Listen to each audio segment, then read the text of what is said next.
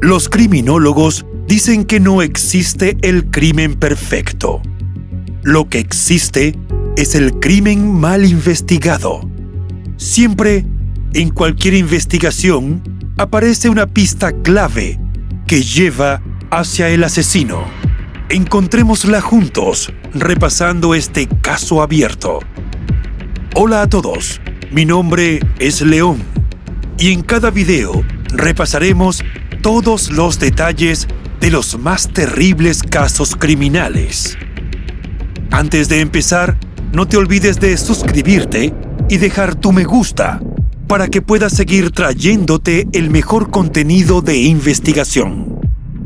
Recuerda también activar la campanita, ya que estaré subiendo videos 3 veces a la semana. Empecemos. El caso de Rogelia Cruz Martínez.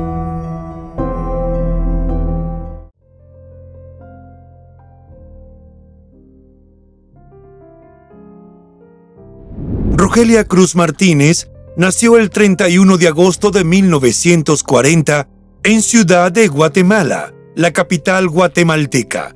Era hija de Miguel Ángel Cruz Franco y de Blanca Martínez Flores. Su madre provenía de una familia de clase media de Chiquimula y su padre pertenecía a una familia acomodada de la capital. Su hogar familiar estuvo muy influenciado por la música y por las artes en general. Tuvo 2 hermanas gemelas, 5 años menores a ella, cuyos nombres eran Lucrecia y Adriana.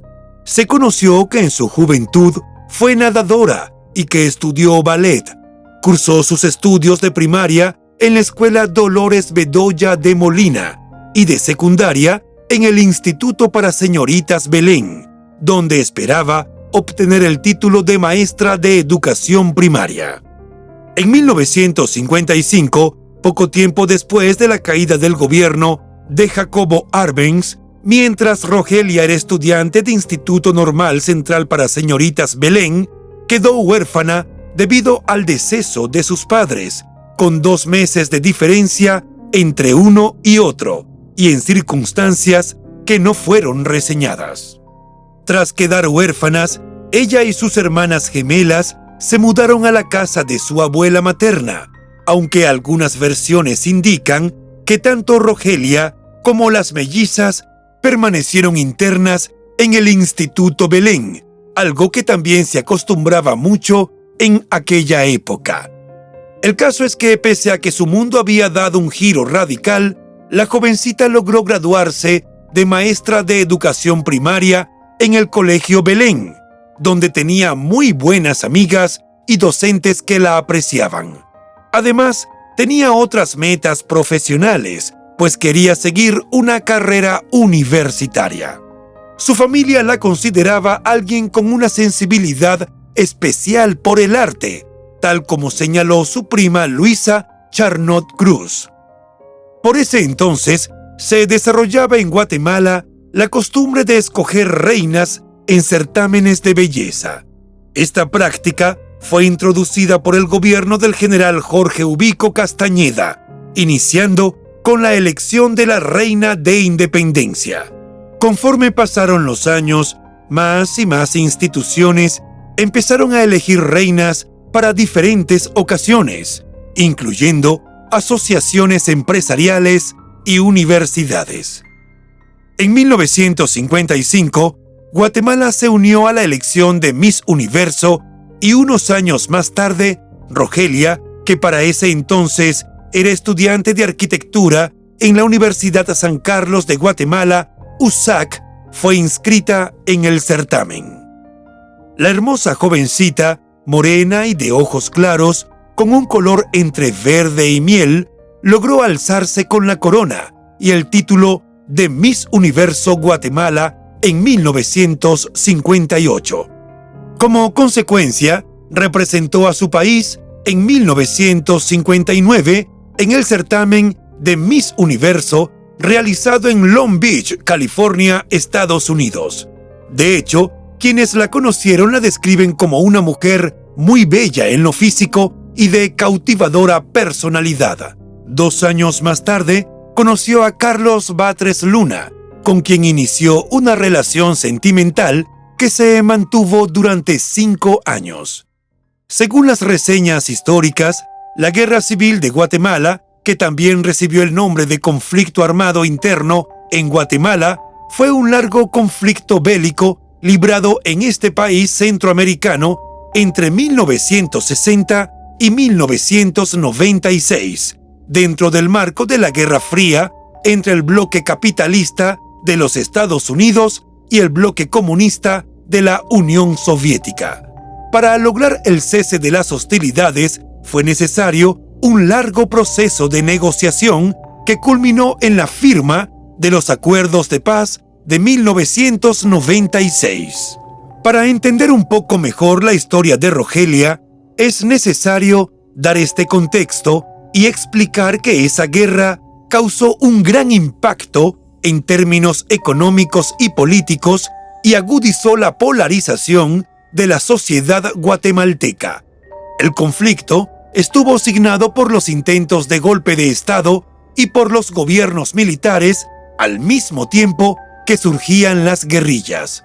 Concretamente, en 1962 se creó el primer grupo guerrillero del país, el Movimiento Revolucionario 13 de Noviembre, MR13. Mientras la situación de su país era un tanto convulsa, Rogelia hacía lo posible por salir adelante, no solo por ella, sino también por sus hermanas menores, las gemelas, a quienes protegía como si fuera su madre. La joven seguía la carrera de arquitectura en la Universidad de San Carlos de Guatemala y también trabajaba para poder cubrir sus gastos y los de sus hermanas. En un principio, trabajó para un banco y luego en un canal de televisión. Quienes la conocieron en esa época como Julio Roberto Dávila, productor de Canal 3 en los años 60, destacan no solo su belleza física, sino también su gran inteligencia. En esa misma época, se fundó el Frente Unido del Estudiante Guatemalteco organizado Fuego, debido a la creciente organización universitaria en contra de las dictaduras militares. Corría el año 1962 cuando dicha organización estudiantil organizó y participó en protestas masivas y manifestaciones del sector educativo. La iniciativa fue apoyada por una amplia alianza de sectores populares contra el gobierno del general Miguel Idígoras Fuentes, a quien acusaban de organizar un fraude electoral en los comicios para elegir a los diputados al Congreso de la República.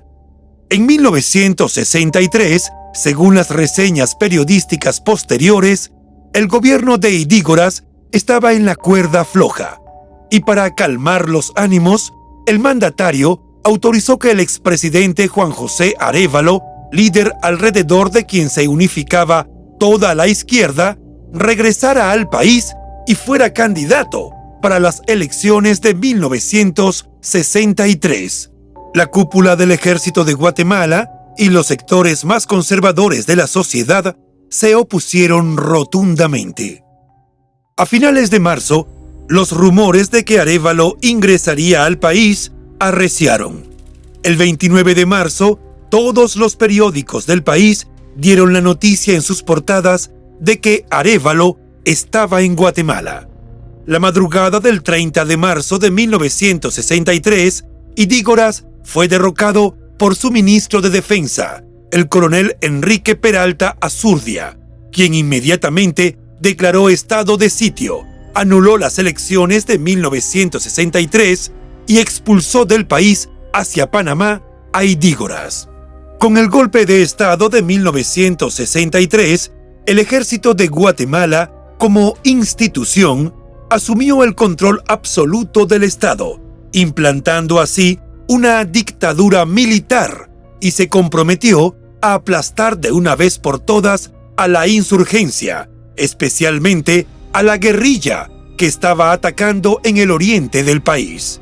Peralta derogó la Constitución Política de la República y disolvió el Congreso, prohibió la asociación política y bloqueó absolutamente a la izquierda de toda actividad política, incrementando su persecución. Siguió además ejerciendo como ministro de Defensa. Por ese entonces, Rogelia ya tenía vínculos estrechos con los opositores al régimen. Eso terminó por ocasionar la ruptura con su novio, tras 5 años de relación. Mientras tanto, el gobierno de Peralta también creó una nueva fuerza paramilitar del Ejército de Guatemala. Fueron llamados los Escuadrones de la Muerte, los cuales se encargaron de llevar a cabo una serie de secuestros, torturas y asesinatos selectivos, principalmente en Ciudad de Guatemala. Sus acciones iban dirigidas contra intelectuales, sindicalistas, artistas, escritores, estudiantes, docentes, así como de quienes fueran colaboradores o simplemente simpatizantes de los grupos de izquierda. Fue así como en 1965 el ejército revisó la finca donde vivía Rogelia junto con sus hermanas y encontró armas y otros útiles para la lucha armada.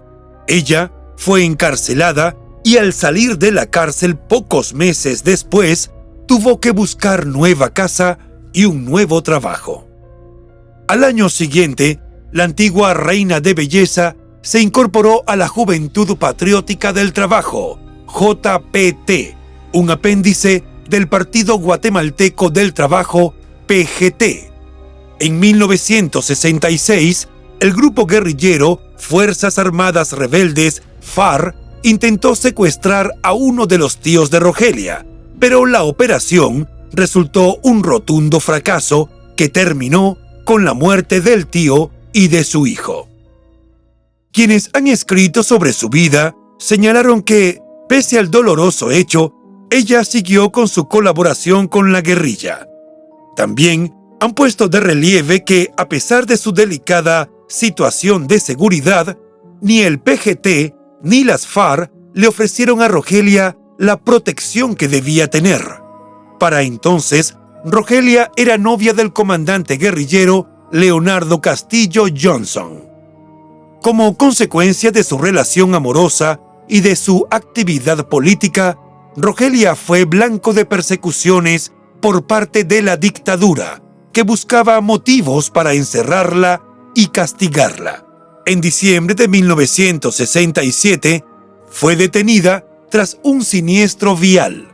Según el relato de José Cruz, primo de Rogelia, ella tuvo un accidente en la carretera panamericana yendo de Chimaltenango a Quetzaltenango, en donde una niña pequeña que iba con ella lamentablemente murió. Aparentemente, la niña que iba en el asiento trasero estaba jugando con Rogelia y le tapó los ojos mientras conducía. Al perder la visión del camino, ocurrió el vuelco del pequeño auto que tenía, un Ford Anglia de fabricación inglesa. Ella fue capturada por la policía e internada en la cárcel de Chimaltenango. Pero la policía comenzó a sospechar que había algo muy irregular cuando nadie reclamó el cuerpo de la niña. Según algunas versiones, la niña era hija de un guerrillero y Rogelia la estaba trasladando a ver a su padre. La familia, según su primo José, inmediatamente puso manos a la obra para liberarla y después de ciertos trámites y acciones, fue liberada a finales de diciembre de 1967. Otras versiones señalaron que la ex reina de belleza fue liberada debido a las presiones ejercidas por el Partido Guatemalteco del Trabajo y las Fuerzas Armadas Rebeldes, mediante amenazas al Poder Judicial. Por esa época, Julia Urrutia, quien fue subdirectora del Instituto para Señoritas Belén, establecimiento en el cual estudió Rogelia, fue visitada por su antigua alumna para pedirle un favor. Rogelia le solicitó que velara temporalmente por sus hermanas gemelas. Le dijo que eran traviesas, pero buenas chicas. Esa fue la última vez que se vieron. En ese entonces, luego de salir de la cárcel, Rogelia se alojó en la casa de su tío, Antonio Cruz Franco.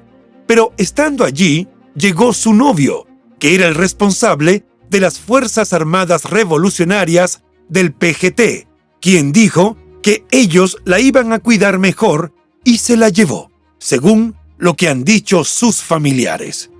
Días después, relató José, supieron que en una casa de la colonia Jardines de Tikal había sido secuestrada Rogelia junto con otra mujer. En cuanto se supo del secuestro de Rogelia, su tío Antonio comenzó a interponer recursos de exhibición ante la Corte Suprema de Justicia. Iba toda la familia a hacerse presente para exigir que Rogelia apareciera. José relató que podía recordar lo sombrío de esas gestiones, en un edificio donde nadie respondía nada, donde el Estado de Derecho era prácticamente inexistente, en donde los veían más bien como apestados, como personas que no tenían que ser tomadas en cuenta o recibidas. El recurso de exhibición fue publicado en el diario Imparcial, destacando dos aspectos. Por un lado, subrayó las amenazas dirigidas a Rogelia que habían sido distribuidas en volantes el 14 de diciembre de 1967 por pertenecer al movimiento revolucionario. Por otro lado, el diario mostró la incomodidad de las autoridades que interpretaron el habeas corpus como una ofensa en la que se denigraba y atentaba contra la dignidad de los jueces y magistrados del organismo judicial y contra la majestad de la justicia. Pese a la indignación de las autoridades, al día siguiente quedó en evidencia que la preocupación familiar tenía sobrados motivos, porque el caso de Rogelia pasó de desaparición a homicidio. Según el relato de su primo José, él estaba de vacaciones y algunos amigos habían invitado a la familia para que fueran a jugar boliche. En eso recibieron la noticia de que había aparecido el cadáver de Rogelia en Escuintla. Para todos los miembros de la familia, el impacto emocional de la noticia fue dramático. A decir de José, él nunca más volvió a jugar al boliche. Dijo que el agudo sentimiento de injusticia, el sentimiento de exigir venganza y reparación del daño, cambió toda su visión del mundo en ese entonces. El 11 de enero de 1968 fue encontrado su cadáver bajo el puente Michatoya, en el kilómetro 84 de la ruta que conduce a Escuintla a Santa Lucía, Coxumalguapa, donde pasaba un arroyo.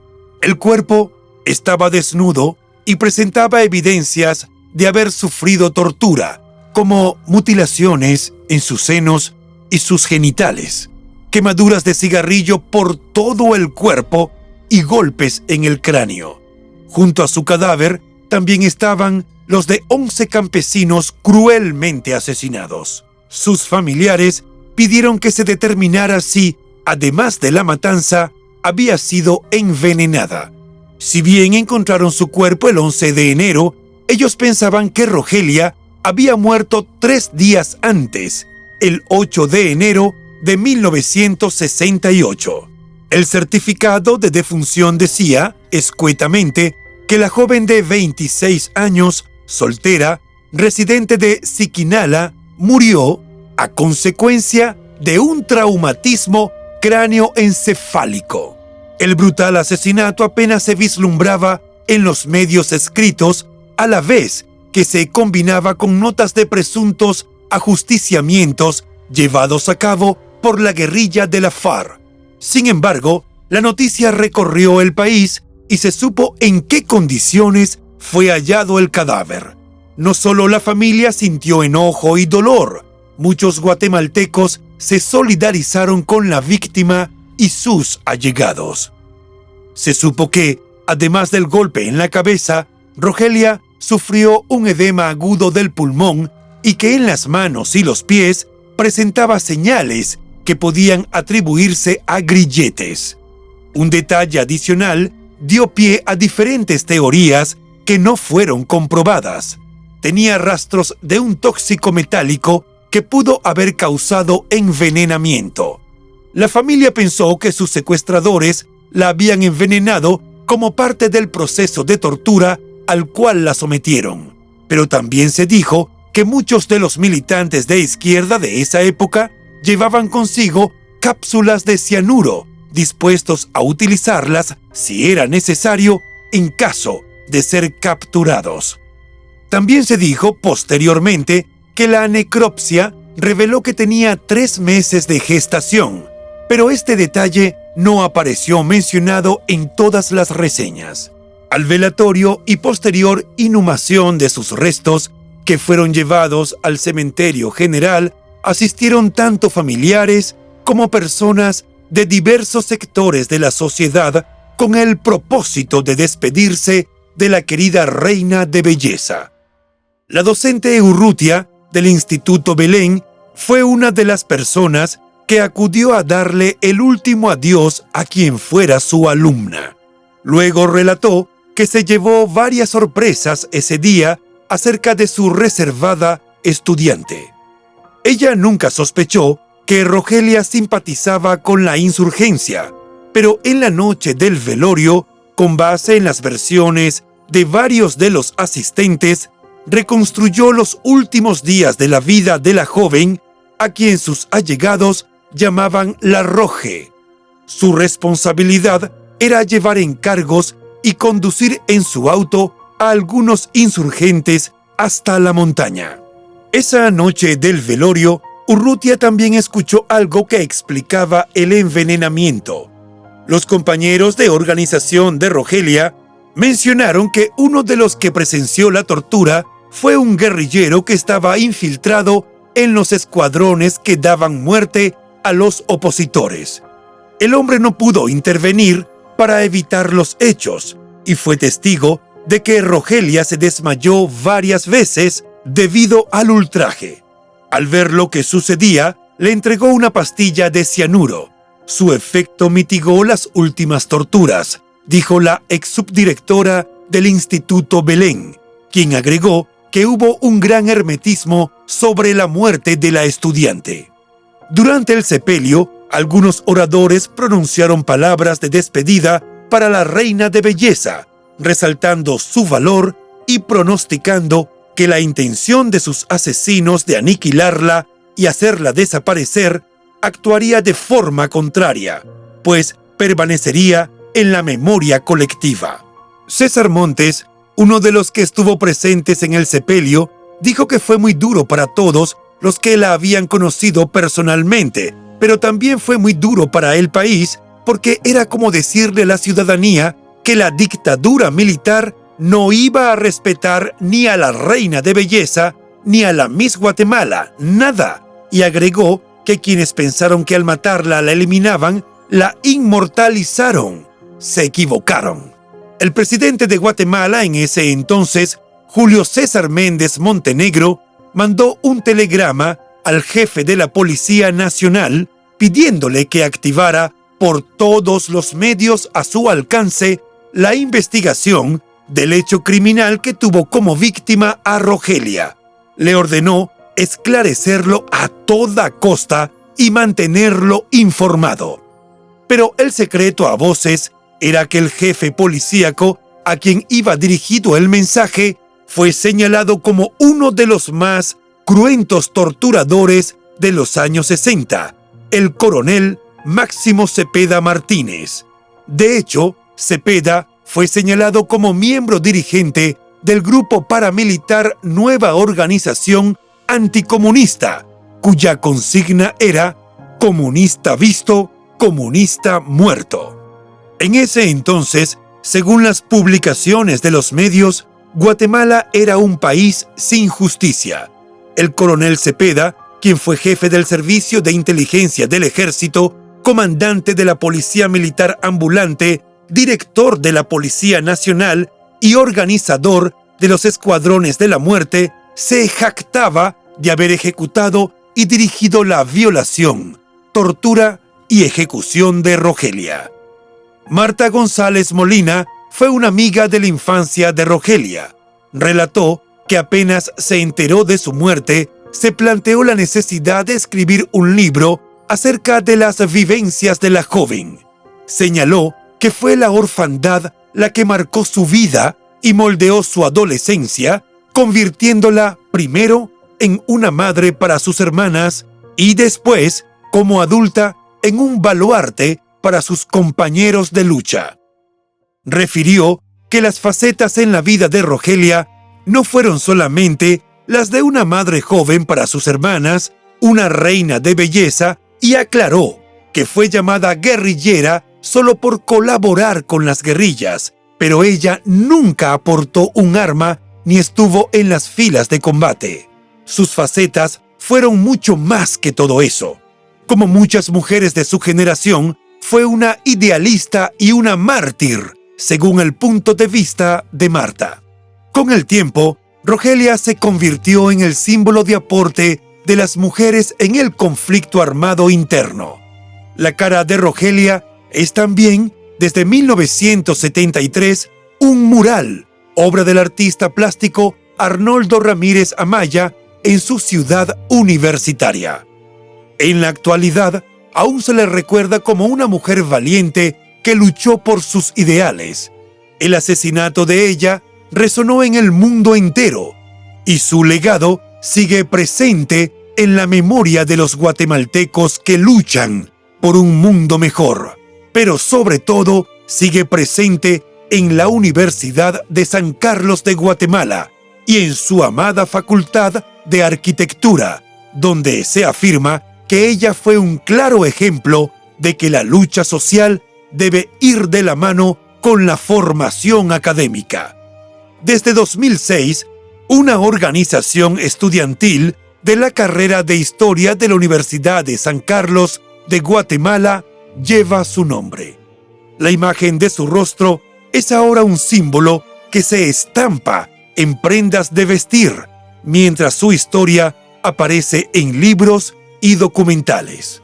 Sobre el presunto responsable del crimen, Máximo Cepeda Martínez, aunque nunca fue juzgado, la crueldad con la que se caracterizaron sus acciones fue paralizada por miembros del PGT-40 el 22 de marzo de 1980, cuando lo ajusticiaron.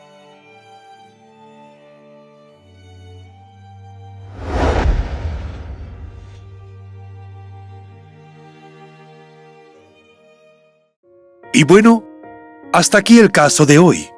Como siempre, agradezco tu apoyo a mi trabajo. Si te suscribes, das un me gusta y compartes este video, me ayudarás a seguir creando contenido. Hasta pronto.